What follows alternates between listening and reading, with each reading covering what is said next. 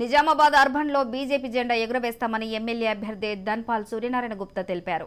రానున్న ఎన్నికలలో అధికార పార్టీ 3వ స్థానానికి పడిపోతుందని అన్నారు. నగరంలో ఎక్కడా అభివృద్ధి జరగలేదని, అభివృద్ధి కార్యక్రమాల పేరిట అవినీతికి పాల్పడ్డారని ఆరోపించారు. డెవలప్మెంట్లో నీ అవినీతి గురించి అడుగుతాను.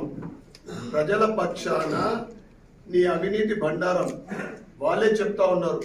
మేము రోజు కూడా మీడియా ద్వారా ప్రశ్నిస్తూ ఉంటే ఫ్రస్ట్రేషన్లో సమాధానం చెప్పకుండా నోటీసుని అడ్డం పెట్టుకొని ఇవాళ ప్రెస్ మీట్కి అయితే రాలేదు. తెలంగాణలోనే మొట్టమొదటి స్థానం అవినీతిలో అర్బన్ నియోజకవర్గం.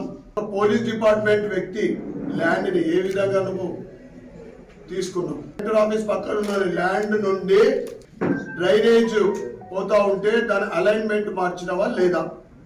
గుండాయుధం చేసి తీసుకున్నవా లేదా? మేము అడుగుతా ఉన్నాం. పాత కట్టడాలు, కలెక్టర్ ఆఫీస్, దాని పక్కన ప్రగతి భవన్, దాని పక్కన ఉన్న క్యాంప్ ఆఫీసు, ఇవన్నీ కూల్చి గతంలోనే మేము ఈ 12 ఎకరాలు సుమారు అనుకుంటా 12 ఎకరాల పైచీలకు మీరు ఏం నిర్మాణం చేస్తున్నారంటే అడిగినప్పుడు ఒక కళాభవనాన్ని కొబ్బరిగా కొట్టిపోయింది.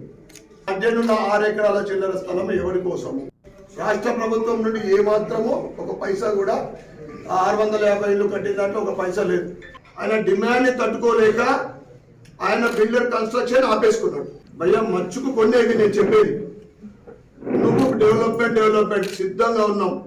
నువ్వు నోటీసులు అడ్డం పెట్టి మాకు పంపించి రాకుండా ఇంకా నువ్వు మళ్ళీ ప్రెస్ మీట్ పెట్టి డప్పు కొట్టించుకుంటున్నావా?